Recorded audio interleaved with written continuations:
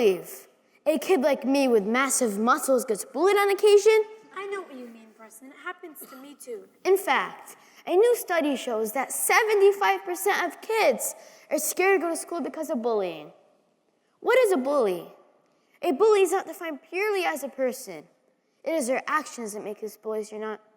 There are different methods of bullying. Sometimes bullying can be physical, verbal, or even through cyberspace. Usually, the instigators or the bullies pick on other people because they lack self-respect and probably don't love themselves. In many circumstances of bullying, the victims have traditionally been the most vulnerable people, such as the very young, the elderly, and people with special needs. Those groups of our society are not the only victims that bullies go after. Bullies can go after anyone. We all have been targeted for bullying at some point or another in our lives. What does a bully look like? We rarely think of ourselves. We have a stereotypical image of what a bully looks like. We need to realize that we are all capable in having a bully-like attitude. Even the nicest people around us have probably bullied others on occasion. I know it is hard to believe that each of us have engaged in wrongful conduct against others, but it's true, none of us are perfect. Everyone has a good side. And I believe that most of us have good intentions, but some of us have a hard time bringing them out. Some people choose to bring out their good side, while others bring out their evil side.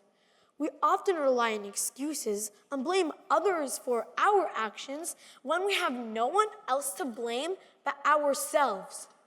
The decision to bully or even to make a negative remark is completely within our powers. We make the choice as to what comes out of our mouths, and we choose our actions. It is completely up to us to control what we say or do. You might ask, why do people bully? You know, when I think of the act of bullying, I think of someone in that very moment not being happy with their life. That moment of unhappiness causes each of us to become bullies by our actions and what comes out of our mouths. Jayden, I call it the bully in all of us. It can come out at any time, especially when we look at situations negatively.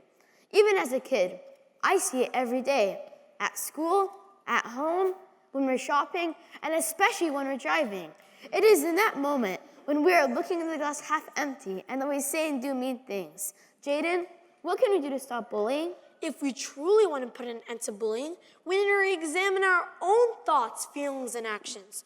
We need to perceive each and every moment we have on this earth in a positive light. Many of us feel that we're often victims, when in fact, we're the ones bullying ourselves when we pity ourselves. How many times do we really put ourselves down? I hate my hair. I'm too short.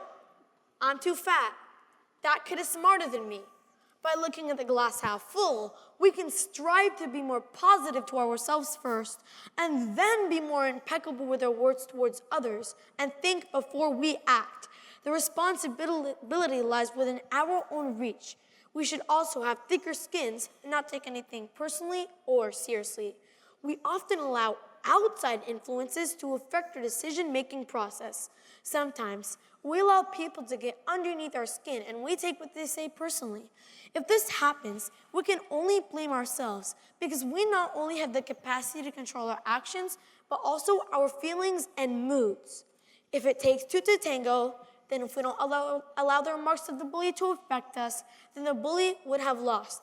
If a bully threatens harm, that's one thing, but if they're merely spatting off their mouths, we can remedy the situation by turning the tables on them and actually being nice to the bullies. That's great advice for all of us to follow, but I like to see some changes that we can implement immediately. In order to create safer schools and communities, two things must happen. First, anti-bullying needs to be taught daily, where children are taught at a young age to be more positive towards others. With the daily reinforcement of positive behavior, we can hope that as students grow older, they can learn to become nicer people. Secondly, every school playground needs to include what I call a friendship corner, where students who are in need of a friend or buddy at recess can go. This is a great way for people of different backgrounds to get to know one another.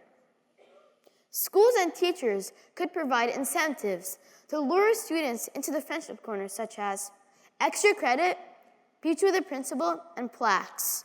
If it takes a village to raise a child, then it's gonna take all of us to stop bullying. And remember, if you get bullied, alert an adult. Being a bystander does not help the situation. Be an upstander and defend the person who is getting bullied. And when you go home today, think about how you treated your family, your kids, and yourself, most of all. And remember to think positive because positive thinking stops bullying.